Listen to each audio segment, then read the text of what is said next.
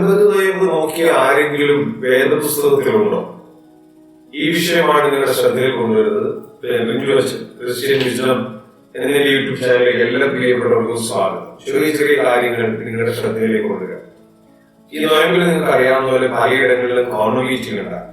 Corner meeting ചെല്ലുമ്പോൾ പല രീതിയിലുള്ള ആളുകളെ കാണാനും അവരോടൊക്കെ സംവദിക്കാനും ഒക്കെ കഴിയുന്നുണ്ട്. പലരും നല്ല കാര്യങ്ങളൊക്കെ പറഞ്ഞു കഴിയുമ്പോൾ ഭയങ്കര സന്തോഷം തോന്നാറ്.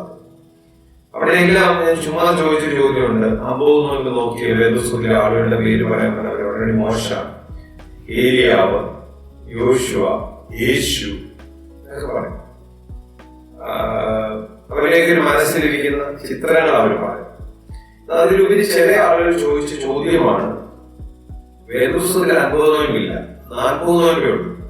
പിന്നെ എന്തുകൊണ്ടാണ് നമ്മൾ ഈ 50 നോയമ്പ് എന്ന് പറയുന്നത്? 40 നോയമ്പ് പോരായിരുന്നോ എന്നുള്ളതാണ്. വേദപുസ്തകത്തിൽ ഇല്ലാത്ത നോയമ്പ് നോക്കുന്നവരാണോ നിങ്ങൾ എന്ന് ചോദിക്കുന്നവരുണ്ട്. എന്തായിരുന്നാലും ചില കാര്യങ്ങൾക്ക് തർക്കശാസ്ത്രമാണ് തിരിച്ചു മറുപടി കൊടുക്കുന്നത്. ഉത്തരമല്ല വേണ്ടത്, മറുചോദ്യം പോലെ അല്ലെങ്കിൽ അങ്ങനെയുള്ള ഒരു രീതിയിലുള്ള ഉത്തരമാണ് വേണ്ടത്. അങ്ങനെ ഒരു ഉത്തരം തന്നെ ഈ ചോദ്യത്തിന് കൊടുക്കാൻ നമ്മളെ ഒന്നാമത് കഴിയും. വേദപുസ്തകത്തിൽ ഇല്ല എന്ന് പറഞ്ഞ് ഞങ്ങൾക്ക് 50 നോക്കിക്കൂടാതെ നിർബന്ധം. വേദപുസ്തകത്തിൽ ഇല്ല എന്നുള്ളതുകൊണ്ട് നമുക്ക് 50 നോക്കിക്കൂടാതെ നിർബന്ധമൊന്നുമില്ലല്ലോ. ഉപദ്രവമൊന്നുമല്ലല്ലോ ചെയ്തു, നല്ലതല്ലേ ചെയ്തു. 10 ദിവസം കൂടി ദൈവത്തിന്റെ നാമത്തിൽ പ്രാർത്ഥനയോടെ ഇരിക്കുന്നുണ്ടല്ലോ. ഇത് ഒന്നാമത് മറുപടി. രണ്ടാമത് മറുപടി, മോശയും യോശുവയും യേശുവും ഒക്കെ നോക്കിയത് 40 ദിവസമാണ്. അത് മനസ്സിലാക്കിയെടുക്കാൻ പലപ്പോഴും നമ്മുടെ ആളുകൾക്ക് ഇന്നും സാധിച്ചില്ല. അതിന്റെ കാരണം എന്താ? ഈ മറ്റു ചോദിക്കുന്നവർക്ക് വേദപുസ്തകം തന്നെ വല്ലാത്ത സ്നേഹമുള്ള വസ്തുവാണ്. നമുക്ക് വേദപുസ്തകം തന്നെ എന്തോ ഒരു ചെറിയ സാധനം മാത്രമാണ്.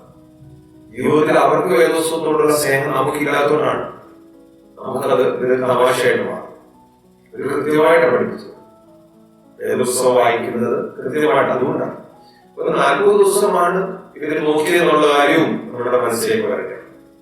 ഇതിന് കാരണം വേറൊന്നുമല്ല, ഈ അബ്രഹാമിന്റെ ബോസ് ചൊല്ലുന്ന സമയത്ത് അതിനകത്ത് ഈ വരികളൊക്കെ വരുന്നുണ്ട്. നമ്മൾ വിചാരിക്കുന്ന അവരൊക്കെ 50 നോക്കിയവരാണെന്നുള്ള ചിന്തയാണ് നമ്മൾ ഭൂരിഭാഗം വരുന്നത്. മൂന്നാമതായി അതിനോട് ചേർന്ന് ഒരു കാര്യം കൂടി പറഞ്ഞു തീർത്തതാണ്. ഈശ്വരന്റെ കഷ്ടാനുഭവത്തിനും ഉയർപ്പിനും വലിയ പ്രാധാന്യം കൊടുക്കുന്നത് കൊണ്ടാണ് സഭ 50 ദിവസമാക്കിയത്. 40 വെള്ളിയാഴ്ച വളരെ പ്രാധാന്യം. 40 വെള്ളിയാഴ്ച കുർബാന ചൊല്ലുകയും കുർബാന നോയമ്പ് ഏകദേശം അതിന്റെ പൂർണ്ണതയിൽ എത്തി എന്നുള്ള വ്യാഖ്യാനമാണ്. അതുകൊണ്ടാണ് 40 വെള്ളിയാഴ്ച കുർബാന നിർബന്ധമായി ചൊല്ലുന്നത്. എന്നാൽ അതിനുശേഷം വരുന്ന 10 ദിവസം അതിനേക്കാൾ കൂടുതൽ വിലാപത്തോടും അനുതാപത്തോടും പ്രാർത്ഥനയോടും കൂടി യേശു ക്രിസ്തുവിന്റെ ക്രൂശാരോഹണവും ഉദ്ധാനവും കാണാനുള്ള ഭാഗ്യത്തിലേക്ക് നമ്മൾ അടുക്കിച്ചു. ഈ ബോധ്യങ്ങൾ നമ്മളെ ഭരിക്കട്ടെ.